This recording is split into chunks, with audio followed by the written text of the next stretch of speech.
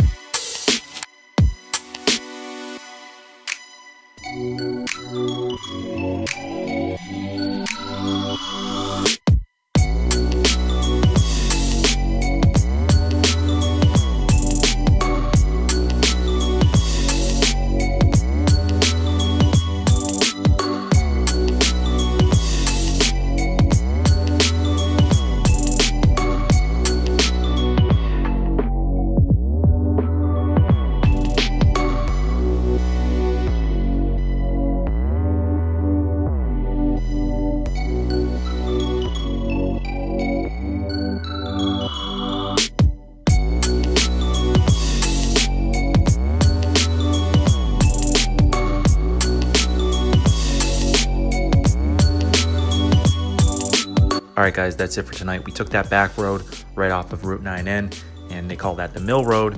And we come to the end here, and that will take you to Route 22 south, which brings you down into Whitehall. Beautiful views. You can't beat it when you come up here. Every time I drive through here, it's just, I don't know, there's something about it, you know. Other than that, we'll see you on the next video. Peace.